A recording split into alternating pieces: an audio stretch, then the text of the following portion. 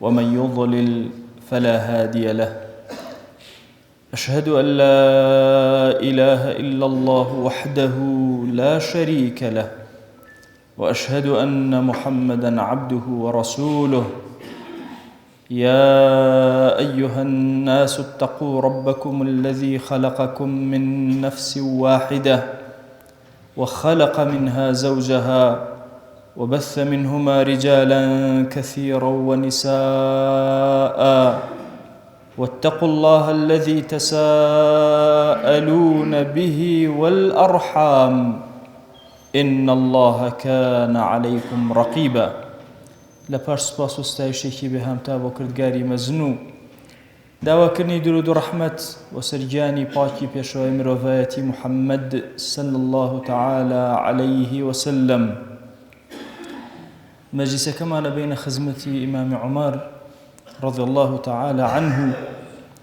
کە دایکمان عائشە فەرمێ لە هەر مەجلیسێکە باسی عومەر کرا إذا ذكر عمر طاب المجلس، لە هەر شوێنێکە باسی ئیمامی عومەر کرا ئیتر ئەو مەجلیسە خۆش ئەبێ، ئەو مەجلیسە ئەڕازێتەوە، ئەو مەجلیسێکی پڕخێر و بەرەکەت ئەبێ.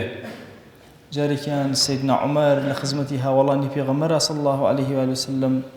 دانیشتۆ ئەفەرمێ کێ حەدیثێکی لەبەرە لە پێغەمبەرەوە صلی الله عليه وسلم کە باسی فتنە بکە. هەندێک فەرموویان گوێمان لێ بۆ پێغەمبەرگیان صلی الله عليه وسلم باسی فتنی کردووە، فەرموویەتی فتنة الرجل في أهله وماله وأولاده وجاره. فتنەی ئینسان هەندێ باسی ئەویان کرد لە ماڵی ئینسانە تووشی فتنە ئەبێ، هەندێ فەرموویان لە ئەولادەکانە، لە خێزانە، لە دراوسەیە هەندێ جار ئینسان تووشی فتنە ئەبێ. فەرمووی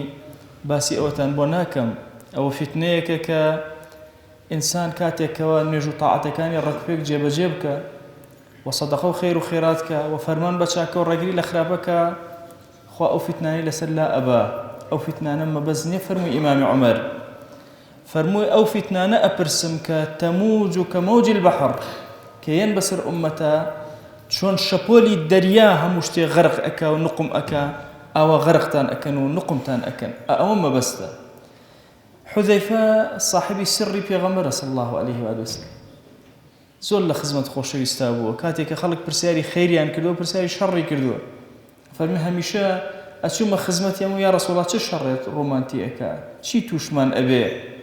لە کاتێککە خەڵک ئەیانویست خێر کۆکەنەوە، من ئەویست لە شەڕ پارێزراو بووم. ئیمامی عومەر چاوی بۆ ئەگێڕا، حذەیفە ئەڵێ هەستم کرد مەبەستی منە، ئەوێ من قسە بکەم. ئەڵێ پێم وت ئەی ئیمامی عومەر مەترسە لە فتنەکان، لە نێوان تۆ فتنەکانە دەرگایەکی زۆر قایم و گەورە هەیە،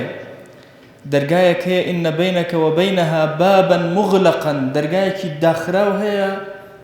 تۆ تووشی فتنە نابێ. ئەی ئیمام، فەرمووی ئیمامی عومەر، فەرمووی ئەیوفتەح ئەم یوکسر، ئەو دەرگای فتنەیە ئایا ئەشکێیە ئەکرێتەوە؟ ئەڵێ وتم ئەی ئیمام ئەشکێ، لە حەدیثەکانی پێغەمبەر صلی الله عليه وسلم ئەوە باسە. فەرمووی دەی ئیتر فتنە بەسەر ئەم ئومەتە جارێکی تر دەرگاکەی دا ناخرێتەوە، بەردەوام ئومەت لە فتنە ئەبێ، لە زەحمەتیە ئەبێ، لە ناڕەحەتیە ئەبێ. مادام دەرگاکە شکابێ، ئیتر بە هیچ شێوازێک کەسێک نییە جارێکتر بتوانێت ئەم دەرگایە دابخاتەوە. ئەبوو وائیل ئەڵێ پرسیارم کرد لە مەسرووق، وتم بەشکم پرسی لە حوذەیفە ئەو دەرگایە کێیە و چییە، ئەو دەرگایە کە فتنەی ڕاگرتووە. فەرمووی ئیمامی عومەر خۆیەتی. ئیمامی عومەر خۆی ئەیزانی مەبەست لەو شکاندنە، مەبەست لە شەهیدبوونی ئیمامی عومەر. جارێکیان لە خزمەتی پێغەمبەرە بوو صلی الله عليه وسلم لەسەر کێوی ئوحد،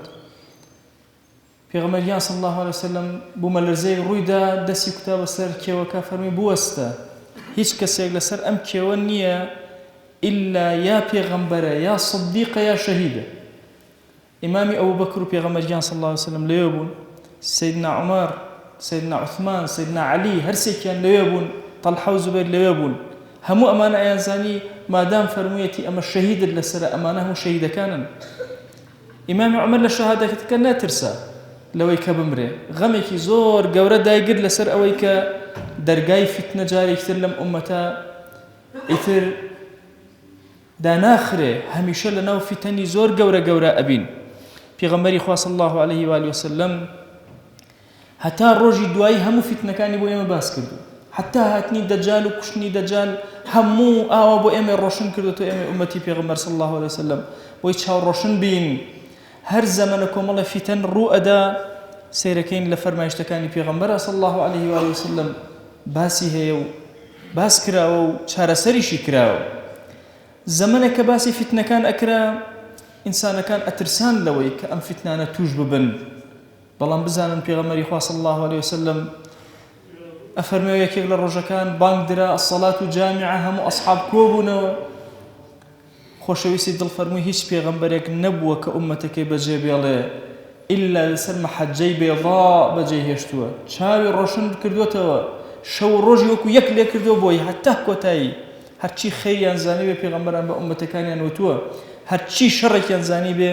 ئاگاداریان کردون و هوشیاریان کردون لەوەی لەو شەڕانە پارێزراو بن ئێمە زۆر پێویستمان بەوەی چاو بکەینەوە لەم زەمەنی فیتنە زۆرەیە بزانین چۆن مامەڵە لەگەڵ فیتنەکانە ئەکەین لە فەرمایشتەکە پێغەمبەریان صلی الله عليه وآله وسلم أفرمي فتنة كان تعرض الفتن على القلوب كالحصير عودا عودا وأنا زاني فتنة تنهى وكل شد أجريته نا فتنة ضلت أجريته الضل أفرمي شون حسيرك دنكا دنكا أم بوشانا كوكرا وانتبوتا حسيرك أفرمي أبوش يوازل الضلي إيوا يك فتنة بدواي فتنة كان يترى دي طبعا أوا العربة مشهورة كالحصير عودا عودا في غمريان صلى الله عليه وسلم كاتك لسر حسير أخو زور كات حسير كان بو تركر شو كاتك أخوت هل أسايو جاجي حسير كدر أكوت أفرمت شون جاجي أو حسير درك أو لضلطانا والدور دجي حسير كدرك ضل كان ابن الدوبة شو أو إلا نو فتنة كان بيضل الرش أبيته همو فتنك نقطة ضل أدا رش أدا لضلت لهر فتنة كيشخوت باراز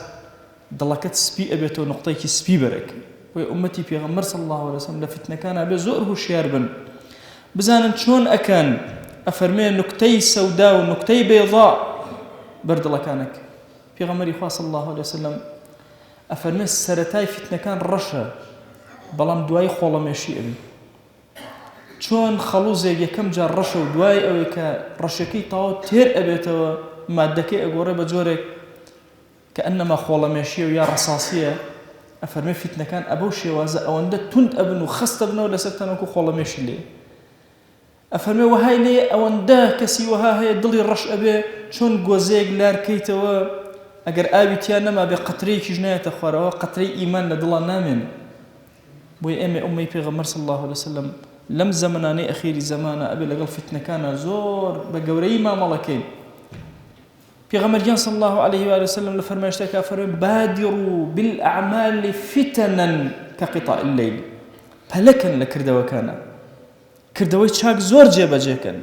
چونکە فیتنەکان وەکو شەوێکی تاریک چۆن بەسەرتانە دێ و ئەوەندە تاریکە کەوا چاوەکان هیچ نابێنن ئەبەو شێوازە فیتنەکان ڕوتانتی ئەکەن و دێن بۆیە باشترین کارێکە ئینسان بیکە لەم زەمەنی فیتنە ئەوەیە کردەوەی زۆر بەرزکاتەوە بەیانی کە لەخەو هەستایت لە بیرا بە هەتا ئێوارە چی گەورەت کۆ کردوێتەوە بۆ خوا ئێوارەت بەسەرا هات لە فیکرا بە چی ئەکەی بۆ خوا ئەو شەوە چۆن ئەڕازێنیتەوە چۆن کردەوەی زیاتر ئەکەی ممکنە بە کردەوەیەکی زیاتر لە فیتنەیە لە فیتنەکان بە دوورتر بی وا نەزانین فیتنەکە دێ خۆی ئەڵێ فیتنەم نازانی تێ ئەکەوی کاتێ بە خۆت ئەزانی لەگەڵ فیتنەکان ڕۆشتووی زۆر کاتە بۆ ئومەتی پێغەمبەر صلی الله عليه وسلم فیتنەی زۆر گەورەی توژوو ئومەت لەگەڵ فیتنەکان ڕۆشتووە دواتر تێگەیشتووە فیتنەیە ئێمەی ئومەتی پێغەمبەر صلی الله عليه وسلم ئەبێ ئومەتێکی زۆر هوشیار بین چاوکراوە بین ئەو فیتنانەی لە ئاخری زەمانە دێن زۆر زۆرن لە کۆمەڵە وتارێکە لە خزمەتانە بەیانیانەکەم فیتنەکان زۆر زۆرن فیتنەی وەهامان هەیە فیتنەی خۆشیە فیتنەی وەهامان هەیە فیتنەی ناخۆشیە ونبلوكم بالشر والخير فتنة أفرمي تاقيتان أكينو بچاك خراب أو أنا فتن وبلان بسرتنا بزاين توي كي تشكاري چنه برقا أقري چنه برز أبيته ولا إخوة أمتي في غمر صلى الله عليه وسلم قاتي ناشكي لبردان فتنة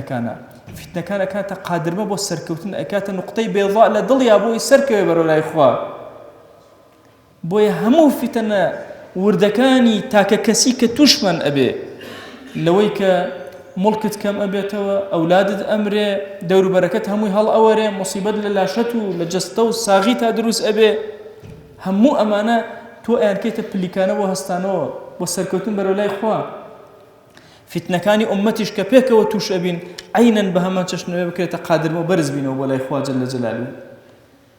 ئێمە زۆر گرنگە لە بابەتی فتنەکانە هەمیشە فتنە بەو شێوازە سێر کە ئێستا عەرز دەکەم بشری حافی پرسیاری فتنەی لێ ئەکەن ئەڵێ چوزانین ئێمە فتنەکە شەڕە یا خەیرە ئەڵێ سەیری خۆت کە هەر بەڵاو موسیبەت و فتنەیە تووشت بوو تۆی بەرەو خواناسی ڕاکێشە تۆی بەرەو دینداری هێنا تۆی بەرەو نوێژی زیاتر هێنا دوعای زۆرترت کرد ئەوە خەیرە ئەو فتنەیە هەر فتنەیەک یا هەر خۆشیێک ڕووی تێکردی تۆی بەرەو لا ڕێیی برد بەرەو خوانەناسی برد دووری خستیتەوە لە دینداری لە خواناسی لە تاعەت بزانە ئەوە لە شەڕای ئێمە ئێستا شەڕ و خەیر بە واضحی لە لامان دیارە کام موسیبەت زۆر گەورەیە توشمان بێ ئەگەر زانیمان بەرەو خواناسیمان ئەهێنێ ئەوە یەقینمان هەیە کە ئەو فتنەیە خەیرە هەر فتنەیەکیش کە توشمان بوو بەرەو لا ڕێیی بردین دڵنیابە ئەوە فتنەی شەڕ و موسیبەتێکی گەورەی ڕووی تێکردووی ئەوە نوکتە ڕەشەکەیە کە بەر دڵت کەوتووە جاری وهەیە لە سەرڕائە تۆ تووشی فتنە ئەبی لە خۆشی زۆر گەورە خدا ڕزقی زۆرت ئەداتێت تووشی فتنە ئەبی چکە لە خواناسی ناکەی دوورەکەویتەوە جاری وهەیە ڕەب العالەمین نیعمەتی لەش ساغی پێداوی تۆ بە لەش ساغیەکە دەچی گوناهەکەی دوورەکەویتەوە لە خوا نزیکنی لە ڕەب العالەمین هەندە جار خدا جەل جەلاوە ئەولادی زۆری پێداوی ئەنازی بە ئەولادەکانتەوە خەڵەیان پێ ئەەکەی هەموو ئەمانە تێ ئەگەی کە ئەمە شەڕە لە فتنەکانە تێکەوتوی لە ئیمتیحانە دەرنەسووی لەوانەشە کە بەرەو خواناسیت ئەهێنن لە ئیمتیحانە تۆ دەرچوویت و سەرکەوتی خوای گیان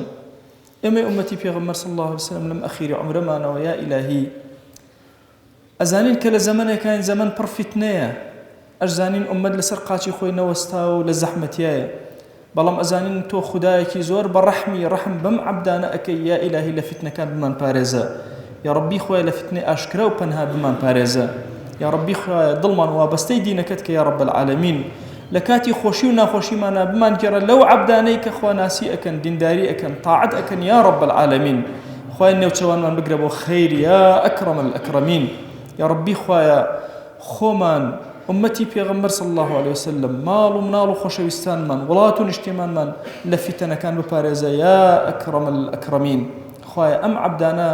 هاتوونەتە ئەم ماڵەی تۆ پەروەردگارە ئەمانە ئەهلی دڵن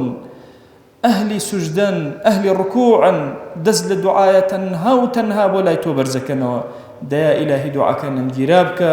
ادعوا الله وأنتم موقنون بالإجابة